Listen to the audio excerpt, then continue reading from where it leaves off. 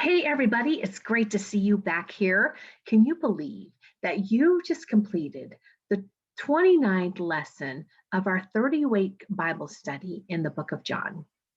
Wow, it's amazing. Celebrate! Woohoo!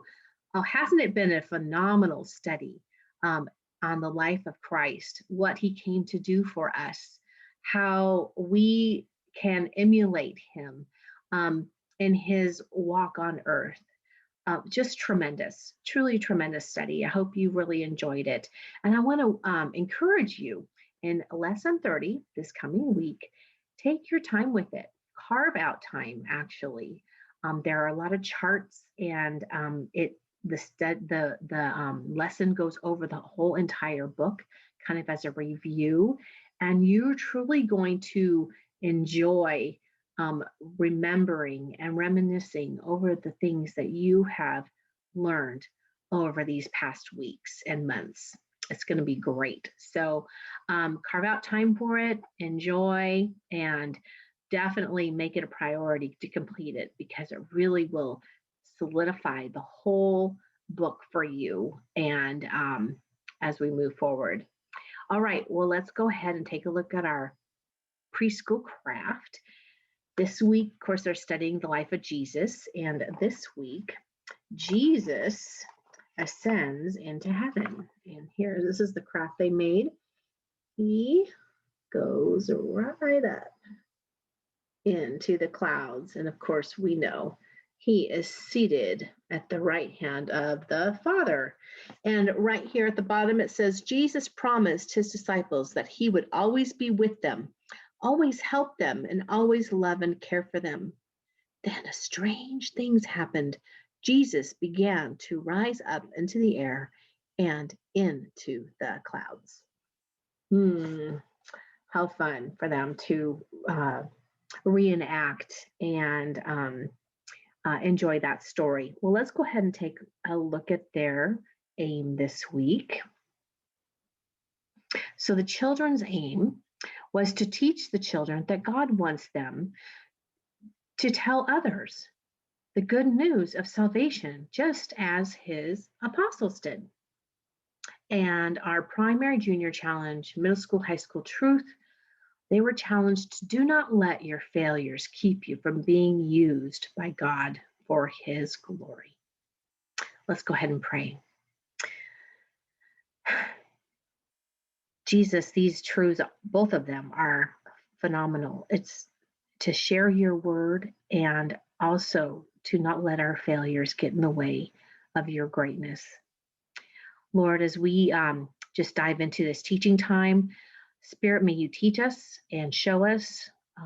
May we internalize what you want to us to glean from this time together. So may your name be praised and glorified in these next few minutes.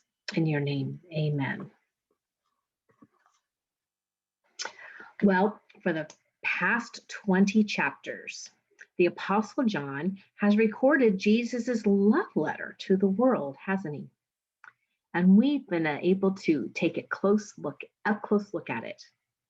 And over the past 29 weeks, we've been the witnesses to the love that Jesus intends for us, for the world.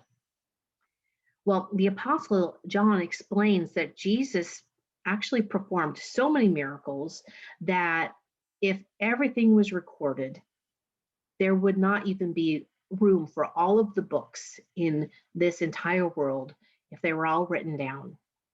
They're just simply too many to mention. But he does say this at the end of his letter to us. But this book was written so that you may believe that Jesus is the Christ, the Son of God, and they, believing you, may have life in his name. That's John 20:29.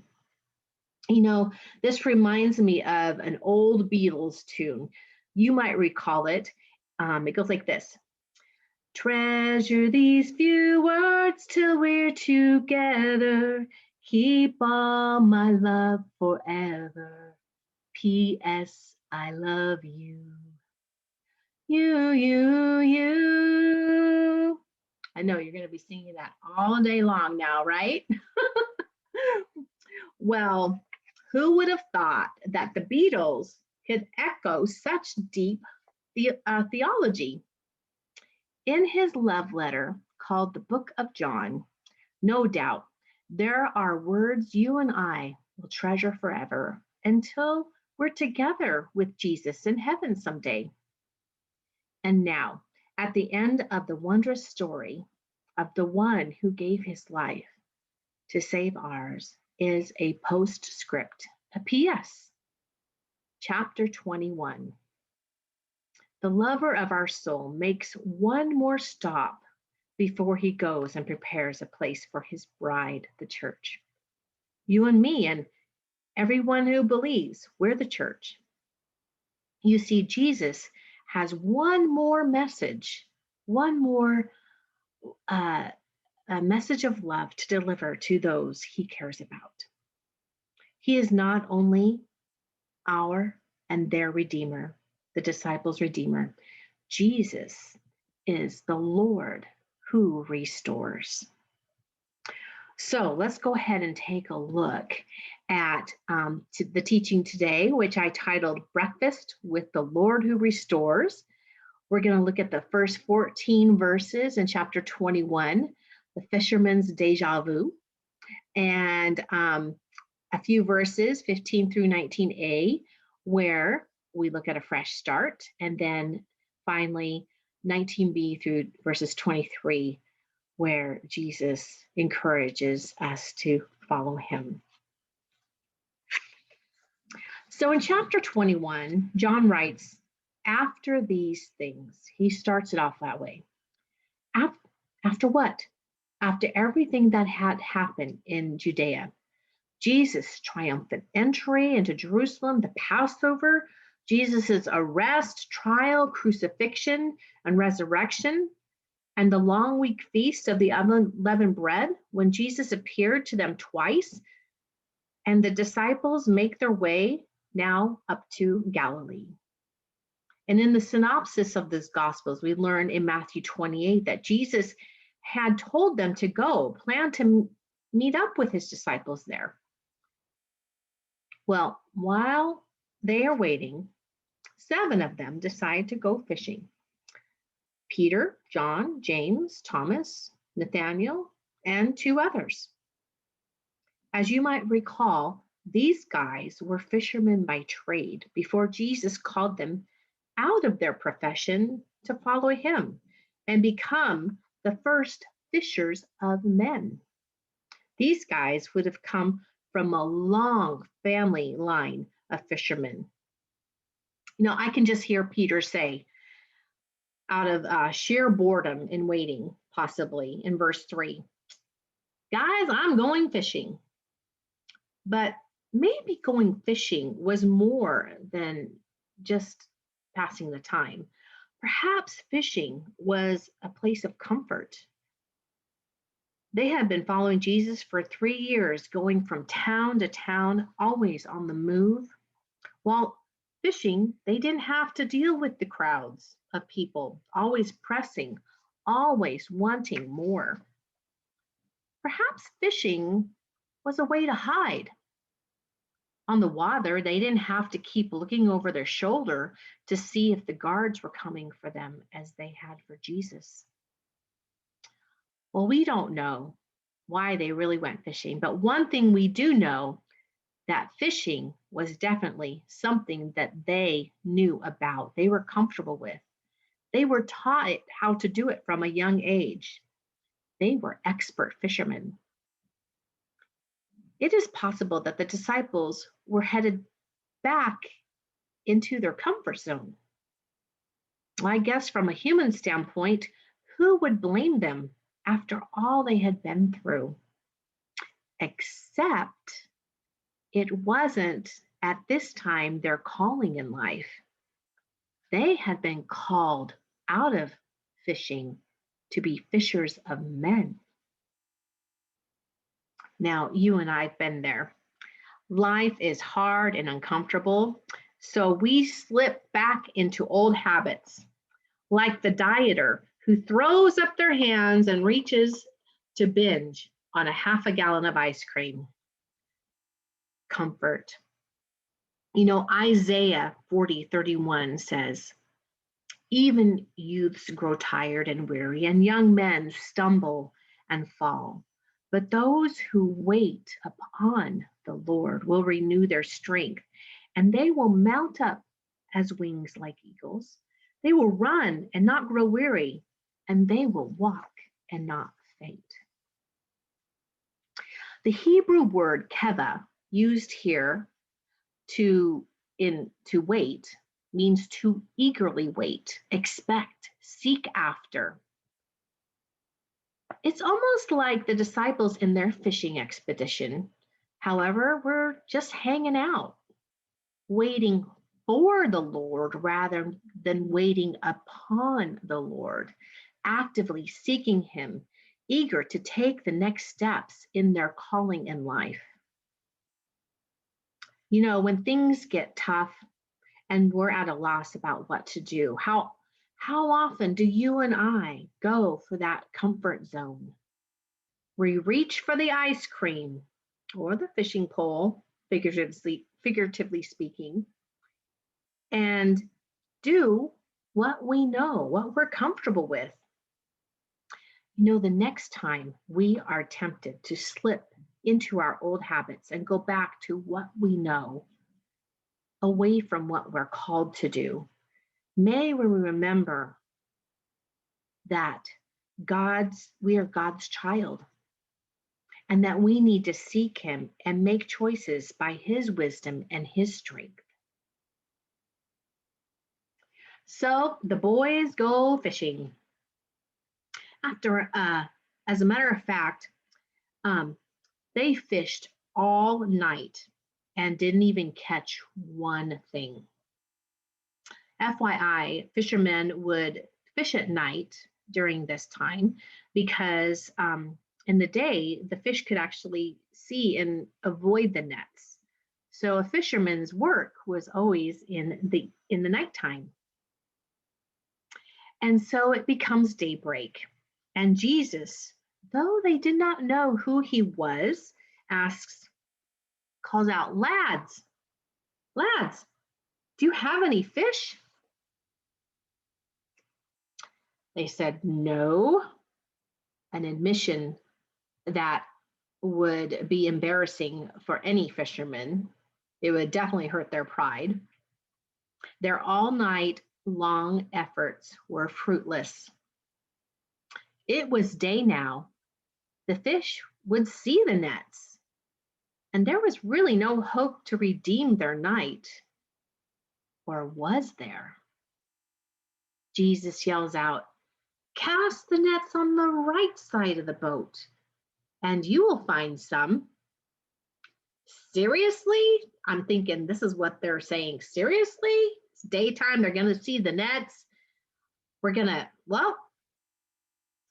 On the other side of the boat?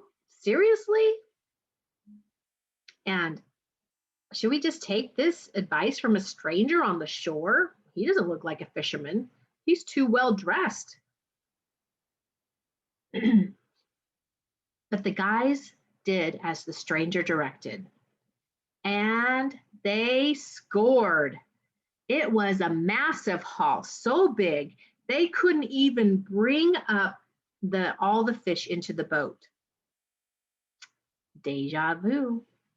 It was a miracle, a repeat miracle, actually. The disciples would have recalled possibly another time, just 3 years prior, recorded in Luke 5, when the Messiah had called them into ministry. Perhaps this phenomenal recollection is what of catching all these fish on the advice of Jesus. Perhaps this phenomenal recollection is what led Peter or John to say to Peter, "It is the Lord."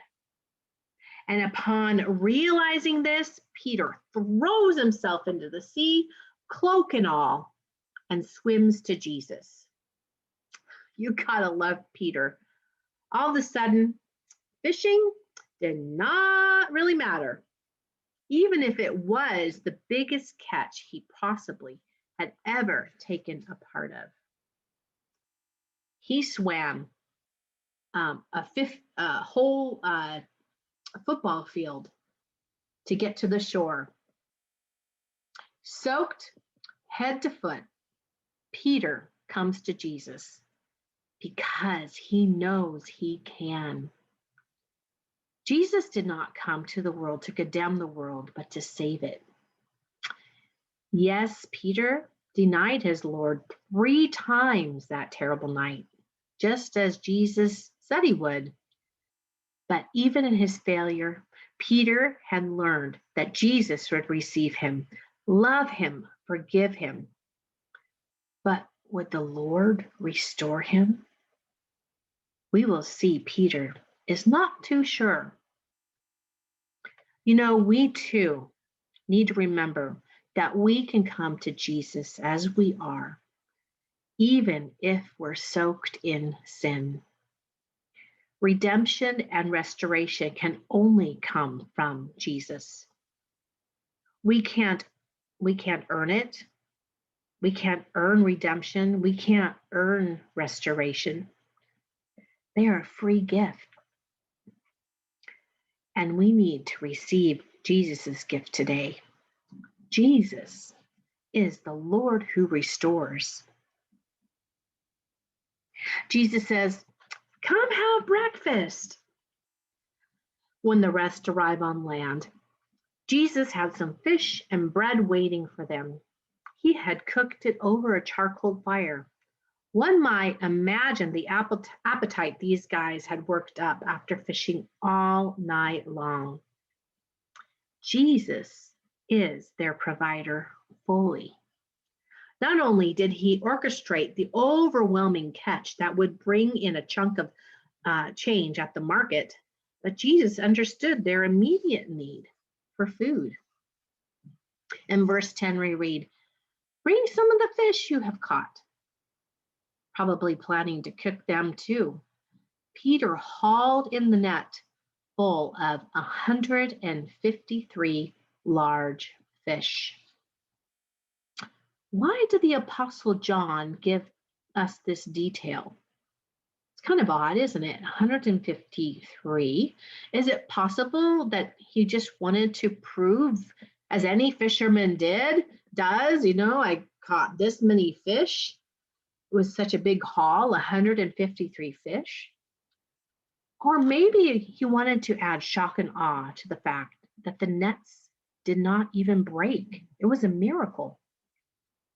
Biblical scholars have debated several ideas about the number 153.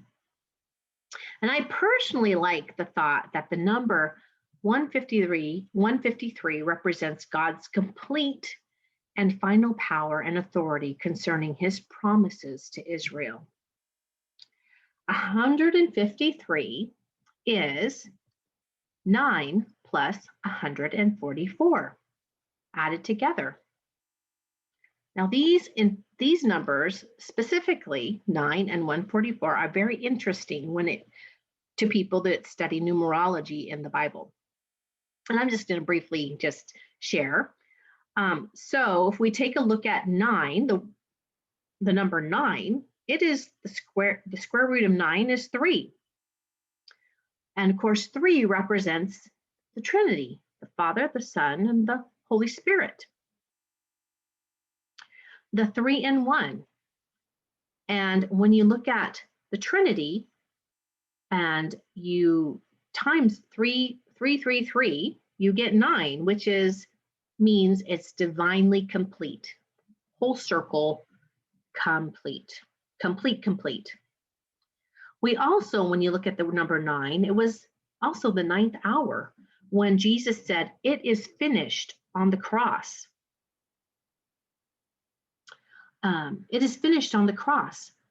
And there also, for those of you just curious, there are 9 fruits, 9 attributes of the Spirit we find in Galatians 5:22. Now let's take a look at the number 144. So the square root of 144, as most of you know, is 12, which represents God's power and authority over Israel, who is made up of 12 tribes from the sons of Jacob, who was later named Israel.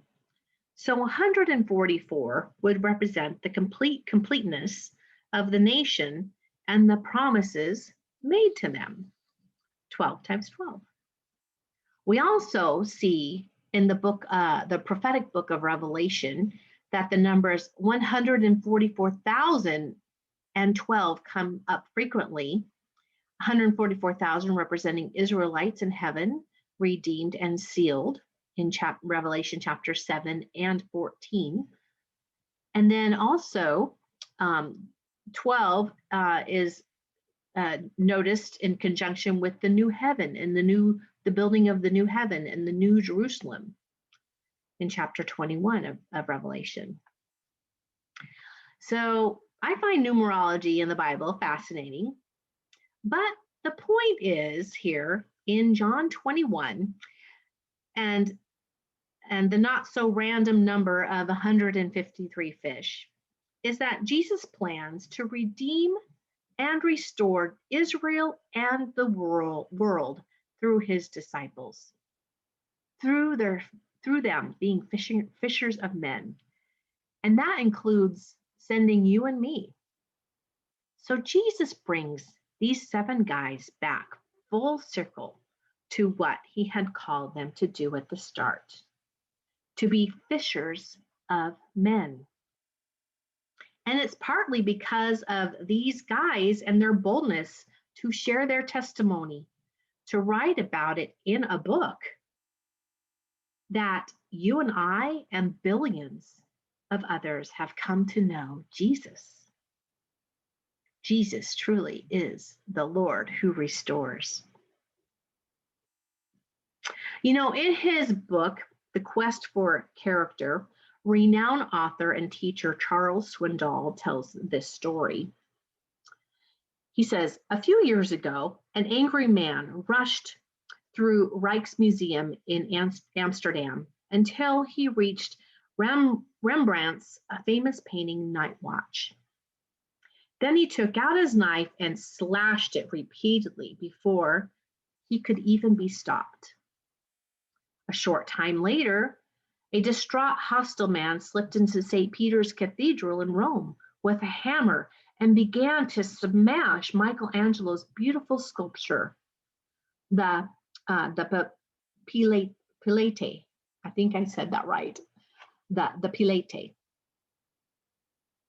Well, these 2 cherished works of art were severely damaged. But what did the officials do? Throw them out and forget about them? Absolutely not. Using the best experts who worked with the utmost care and precision, they made every effort to restore the treasures. Now, all 7 of the disciples needed to be redirected that day at the beach. But there was one in particular that needed more care and precision. Like the Rembrandt and the sculpture, Peter was damaged emotionally and physically from the night he denied Jesus 3 times. And as we take a closer look in verses 9 through 19, we see that Peter is going to get a fresh start. We see that the Lord was far from done with his treasured son, Peter.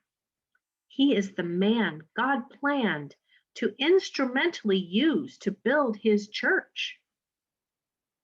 We learn in Matthew 16 that Peter, one of the first disciples, was one of the first disciples to undeniably recognize Jesus as the Christ and the Son of the living God. Matthew 16:17 says that Jesus said of Peter, "Blessed are you, Simon, son of Jonah, For this was not revealed to you, meaning that he is the Son of the Christ, the Son of the living God. This was not revealed to you by flesh and blood, but by my Father in heaven. And I tell you that you are Peter. On this rock I will build my church, and the gates of Hades will not prevail against it. And now, just days after rejecting Jesus, Peter is feeling like a big loser. He messed up. He probably didn't even think that he was qualified or he even had it in him to do the job, to be the first rock on the foundation of Christ's church by which he planned to build. Peter needed some refurbishing, didn't he? He needed some building up. So the master carpenter, the Lord who restores, rolls up his sleeves right there on the beach and goes to work. Perhaps swinging his hand towards the disciples, Jesus asks in verse 15, Simon, son of Jonah, do you love me more than these? You might recall Peter saying in Matthew 26, verse 33, even if everyone else disowns you, Lord, I won't. So here on the beach was Jesus asking Peter, do you really love me more than these other disciples? Are you truly more devoted? Am I number one in your life? Jesus commands us to love one another. But how can we love someone else unless we have the love of God to give? God is love, and he must come first in all things. This is what Jesus is trying to communicate. And in Matthew 22:37, Jesus declares, love the Lord your God with all your heart and with all your soul and with all your mind. This is the first and greatest commandment. And the second is like it. Love your neighbor as yourself. Jesus needs to come first. Peter responds, yes, Lord, you know that I love you. Jesus tells Peter then to feed my lambs. What's interesting is that the word Jesus is used for love in his question, Peter, do you love me? The Greek word there is agape, which is the highest word for love, the love of a pure commitment to another's well-being. But Peter answers with a different word for love. It's philia, the word for brotherly love, like, Philadelphia. Brotherly love. It's like the guy who tells the girl, I love you. And she responds, cool, let's be friends. It's almost like Peter is finding it difficult to fully commit to Jesus. Perhaps he is fearful of making the promise. Peter definitely had overstated his intentions to Jesus before and seriously under-delivered. 2 more times, Jesus asks, Peter, do you love me? And Peter responds, I like you a lot. By the 3rd time, grief overcomes Peter. Jesus directs Peter to tend to my sheep and feed my sheep. Peter, at this point, is restored, reaffirmed to his calling to lead Christ's church. Don't you just love this restoration story? Jesus only asks one question. Do you love me? There is no There is no condemnation in his voice. Like, why did you disown me? Why did you lie? He didn't ask these questions. Why are you back here fishing after I called you out of this life? There was none of that. Just, do you love me? Peter, do you love me? It's as if Jesus is saying, because if you even like me a lot, Peter, I can work with that. We can move forward and I can do something wonderful with your life. I'm in the restoration business. You know, some of us needed to hear that today. We have failed, messed up big time. We have fallen and crashed like Peter. But if you think Jesus is done with you, you are 100% wrong. He is not. He is asking you and me today, do you love me? And even if your love is weak, Jesus will take it. He is the Lord who restores. And in our willingness is where his refurbishing begins. Peter unwaveringly obeyed Jesus and spiritually fed and tended to God's people in the early days of Christ's church until he was martyred, as Jesus prophesied in verses 18 and 19. You can read more about his story in the book of Acts. And next year in CBS, we will be studying his 2 letters written in the Bible, encouraging believers in their journey with Christ. You won't want to miss it. So if you haven't registered, we're going to be in person. Invite your friends. And in the email that you received for this teaching, also is a couple of invites for social media or flyers that if you want to pass them out. So put them on Instagram, Facebook, Messenger. Help us get the word out. We're going to study Daniel, 1st and 2nd Peter, and Colossians. Well, let's move on. John 21:19, 19 through 23. Follow me. Follow me, Jesus said to Peter. You might recall in the 1st chapter of John that this is how Jesus invited his disciples. To follow a popular rabbi meant that you had the privilege to daily sit under his teaching and allow him to groom you in knowledge, wisdom, and righteousness. It was a privilege. For Jesus to restate his intentions for Peter meant that Jesus wasn't about to leave and let him figure this whole thing out on his own. You know, raising a church would be no small task. So Jesus confirms, I still have more to teach you and show you, Peter. So follow me. Jesus extends the same invitation to you and me. The act of following Christ solidifies our relationship with him. In Matthew 10:38, it says, whoever does not take up their cross and follow me is not worthy of me.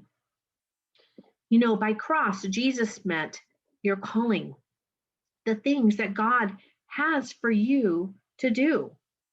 For Peter, it was building the church of Christ, for whom he would eventually be martyred for. Jesus wants our willing, obedient heart to do whatever it is that we are assigned to accomplish and to follow his lead while doing it. Perhaps it's raising a family, loving your neighbor, teaching VBS, cooking a meal for a friend, shining his light in your workstation, praying for your loved ones and friends who don't know him, or all the above. May we be found worthy of Jesus as we pick up the cross that he has set before us and follow him. But Peter, he turned to the side and notices his buddy John. And he says, when he saw him, he says, "Well, what about this man?" It seems as if Peter was curious if John might suffer the same fate and calling that he would. John added this interchange into his book and letter to clear up actually a rumor that there was a misunderstanding that John might live until Jesus' return. But Jesus says to Peter, "If this is my will, then he will remain till I come." He might remain till I come, but what is it to you? You follow me. Essentially, Jesus is telling Peter to mind his own beeswax. It's none of your business. You need to be about the things I have set for you to do and worry rather than worry about the other. I love how one of my former pastors, Joe Witter of Life Centers Church in Spokane, applies this verse, and I wanted to share with you today. He says, "Comparison distracts us from doing what Jesus asks us to do. We worry about the other person, what they are doing or not doing, the blessing they carry or not. What about him?" we think.